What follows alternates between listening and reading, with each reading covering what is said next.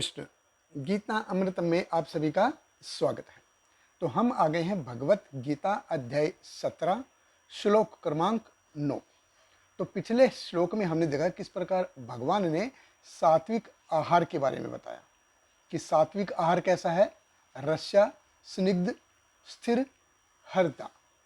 और उसके कारण होता क्या है, आयु, बल, स्वास्थ्य, सुख और प्रीति में वर्धन होता है, उसकी बढ़ोतरी होती है। और इस श्लोक में भगवान हमको राजसिक अन्न के बारे में बताएंगे। तो भगवत गीता अध्याय 17 श्लोक क्रमांक 9, भगवान कृष्ण कहते हैं, कटु अम्ल लवण तीक्ष्ण तीक्ष्ण रूक्ष विदाहीन आहार राजस्य इष्ट दुख शोक आमय प्रदः। भगवान कृष्ण कहते हैं, अत्याधिक तिक्त, खट्टे, नमकीन, गरम, चटपटे, शुष्क तथा जलन उत्पन्न करने वाले भोजन रजोगुणी व्यक्तियों को प्रिय होते हैं। ऐसे भोजन दुख, शोक तथा रोग उत्पन्न करने वाले हैं। देखिए, राजसिक व्यक्ति को किस प्रकार का अन्न अच्छा लगेगा। भगवान कृष्ण कहते हैं कटु, कड़वा, जैसे शराब होती है तो वो कड़वी होती है। अम्ल, खट्टा, उसके साथ फिर खट्टा चाहिए। लवण, नमकीन, ये नमकीन चाहिए। तो जैसे महाराष्ट्र है, गोवा है और तकरीबन साउथ में अचार जो है उसको लोणचे बोलते हैं। तो लोणचे जो शब्द है वो लवण का उपभ्रंश, जो अपभ्रंश शब्द है। लोणचे मतलब अचार। तो अचार में बहुत ज़्यादा नमक होता है और नमक एक तरह से देखें तो प्रिजर्वेटिव भी होता है। इसलिए किसी को अगर जैसे बीपी हो जाता है तो डॉक्टर सबसे पहले क्या कहता है कि नमक अचार बंद करो। अचार बंद क्यों? उसके तेल से प्रॉब्लम नहीं है, प्रॉब्लम है उसके नमक से। तो उसमें जो नमक है वो 4-5 गुना ज़्यादा होता है। जैसे सॉफ्ट ड्रिंक में देखते हैं हम, अगर हम नींबू पानी घर में बनाते हैं तो उसमें 1 या 1.5 चम्मच हम उसमें चीनी डालेंगे, 1-1.5 चम्मच चीनी डालेंगे। लेकिन जो कार्बन डाइऑक्साइड वाले जो पेप्सी हैं, थम्सअप है, कोक है, या फिर फ्रूटी, मिरिंडा या इस टाइप का जो है सॉफ्ट ड्रिंक है, फ्रूटी, मिरिंडा, स्लाइस जैसे हो गए, तो उनमें क्या होता है, चीनी की मात्रा बहुत ज़्यादा होती है। कम से कम 9 गुना चीनी होती है। अगर 1 गिलास हमने जूस पिया है तो उसमें 9 चम्मच चीनी हम खा रहे हैं। उसी प्रकार क्या है, अचार का एक छोटा सा टुकड़ा खाते हैं तो उसमें हम बहुत ज़्यादा नमक खाते हैं। और कन्नड़ में उसको बोलते हैं उपन काया, यानी कि नमक से भरा हुआ। तो बहुत ज़्यादा नमक होता है। तो वो कैसे व्यक्तियों को पसंद है? वो राजसी व्यक्तियों को पसंद होता है। फिर भगवान कृष्ण कहते हैं अति उष्ण, यानी कि बहुत ज़्यादा गर्म। वो होता है ना एकदम गर्मा गर्म। गर्म से परहेज नहीं है, लेकिन ऐसा भी नहीं होना चाहिए कि एकदम से ऐसे कि उंगली भी डाली ना जाए। अब बहुत सारे लोग होते हैं जो बिल्कुल एकदम गर्मा गर्म खाना पसंद करते हैं, जैसे ही वो बर्तन से निकला वही खाने लग जाते हैं, वो भाप उसमें से आ रही होगी।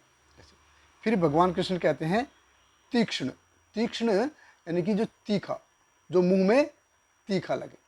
देखिए, भगवान ने हमको मुंह और टेस्ट क्यों दिया है कि क्योंकि जैसा वो भोजन है, जो भी चीज़ है वो मुंह में करेगी, ऐसा ही वो पेट में जाके करेगी।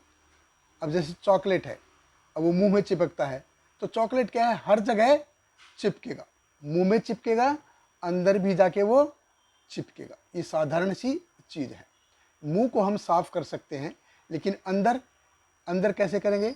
अंदर हम कुछ नहीं कर सकते। इसलिए फल हैं, फल खाइए, एकदम से टक टक टक एकदम से वो अंदर जाएगा, वो मुंह में भी नहीं चिपकेगा और पेट में भी चिपकेगा, अंदर भी जाके चिपकेगा नहीं। इसलिए जो नेचुरोपैथी की जो डाइट होती है, जो डॉक्टर जो होते हैं वो क्या रिकमेंड करते हैं कि भैया आप फल खाइए या कच्ची सब्जी खाइए। वो क्या है, कहीं भी चिपकेगा नहीं। हालांकि उसको अगर पकाएंगे तो थोड़ा सा वो चिपचिपा हो जाएगा। तो जो आहार मुंह में जैसा फील देता है ऐसा ही वो पेट के अंदर भी देगा।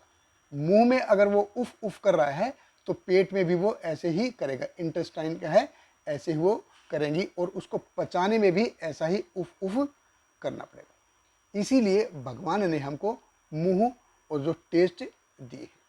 फिर भगवान कृष्ण कहते हैं रुक्ष। रुक्ष यानी कि रूखा। तो पिछले श्लोक में जैसे हमने देखा था सात्विक आहार कैसा था, रस्या स्निग्ध यानी कि रसीला था और चिकना था। ये राजसिक आहार कैसा है, ये होती रुक्ष है, रूखा सूखा है, उसमें कोई रस नहीं है। फिर भगवान कृष्ण कहते हैं विदाहीन यानी कि जलाने वाला। जैसे हम चाट वाले के पास जाते हैं, पकोड़े वाले के पास जाते हैं तो उसको बोलते हैं भाई थोड़ा तीखा थोड़ा ज़्यादा रखना। गोलगप्पे जैसे खाते हैं, पकोड़े चाट है, यही इनकी प्रकृति कैसी है, इनकी प्रकृति राजसी जैसी है।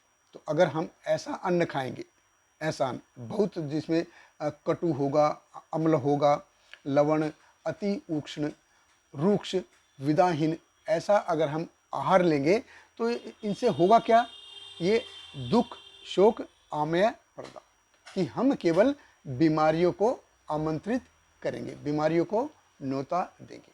तो हमारा शरीर कैसा होगा, फिर रोगी होगा। अगर रोगी शरीर है तो वो दुखी तो होगा ही होगा, और कैसा होगा, तो जैसा खाएंगे अन्न ऐसा रहेगा तन, और ऐसे ही हमारा आगे आने वाला जीवन बीतेगा। तो चॉइस हमारे पास है। बहुत बहुत धन्यवाद। हरे कृष्णा। श्रील प्रभुपाद की जय। हरे कृष्णा